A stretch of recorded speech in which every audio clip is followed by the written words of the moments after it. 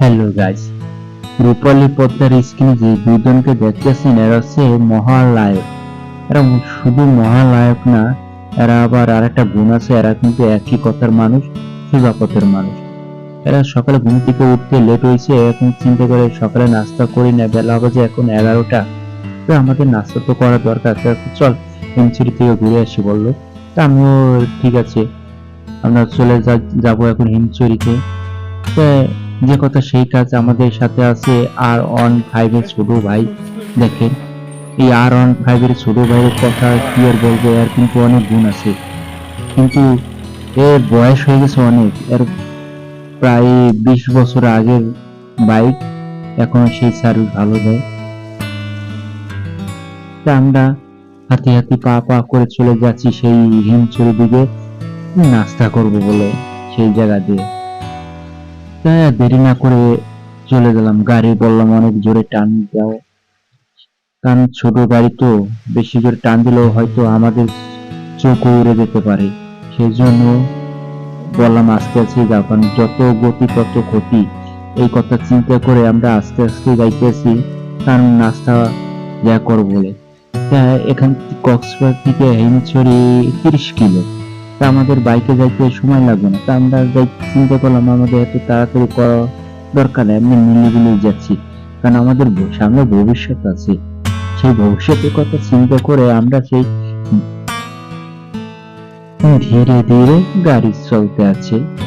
তো বাতাসটা খুব ভালো, আর প্রচন্ড রোদ, বাইকে চলে তো মনে হয় না সে রোদের তাপটা লাগে না, কিন্তু ধীরে। আর ওই যে পাশ দিয়ে ঝাউ বাগানের গাছ আছে আর কি, ঝাউ গাছ আছে, তারপর অনেক বিভিন্ন পদের গাছ আছে।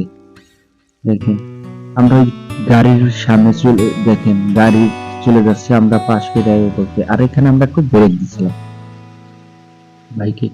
এটা হচ্ছে দরিয়ানগর, দরিয়ানগর আমরা ব্রেক দিছি একটু, বেশি গাড়িটা আবার একটু থামাইয়া এই ভিডিওটা একটু করলাম, কারণ কি রানিং অবস্থা হতো, ভিডিও করা যায় না তো, খাপা কাপি করে। আর সেই সাথে একটু বললাম তো থামাইয়া এই করি ভিডিও করে। যাই হোক, এই যে ঠিক এখন রওনা দিতে হবে, তাই রেডি হয়ে নিলাম। দেখেন উঠে পড়লাম, আবার দিল টান। এই টানেতে যেতে হবে সেই হিমছড়ি যাই আমরা অনেক মজা করবো আর কি, এই চিন্তা ভাবনা করে আর কি উদ্দেশ্যে রওনা দিছি। নাস্তা তো করবোই।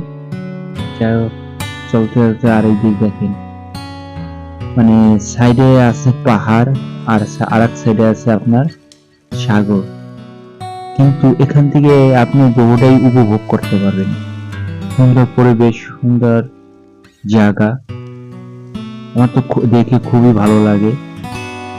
দেখেন দুইজন মনে সুখে যাইতে আছি মনের। আর এই যে বাইক চালক, এ হচ্ছে খুবই দুষ্টু।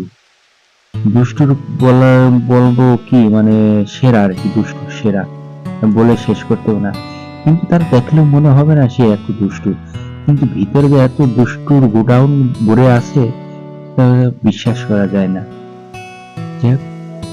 তার চেহারাটা দেখলে বুঝতে পারবেন।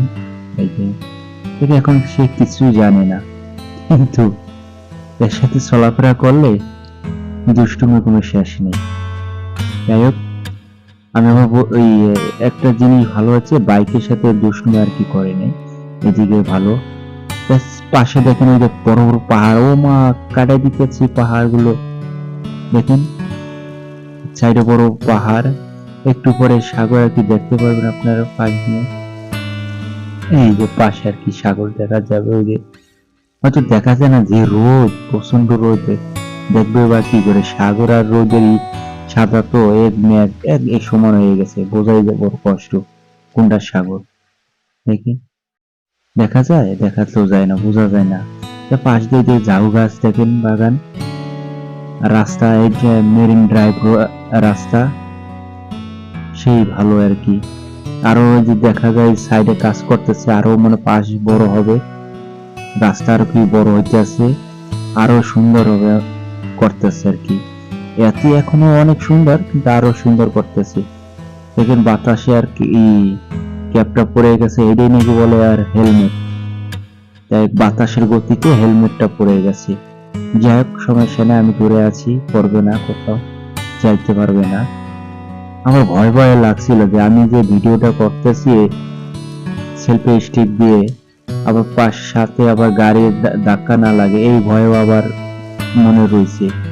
দেখেন খুব ভয়ে ভয়ে করতেছি ভিডিও।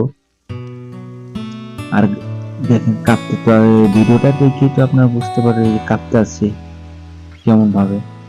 ওই যে সাগর দেখা যায়, একটু দেখছেন, ওই যে পাশ দিয়ে সাগর বয়ে, কিন্তু এই জিনিসটা আমার কাছে খুবই ভালো লাগলো যে আপনি দুটোটাই উপভোগ করতে পারবেন, একদিকে পাহাড় আর একদিকে সাগর, মাঝখান দিয়ে রাস্তা বয়ে গেছে। একটা গানের কথা মনে পড়লো যে এই পথ যদি না শেষ হতো তবে কেমন হতো। আমার কাছে তো খুবই ভালো লাগছে।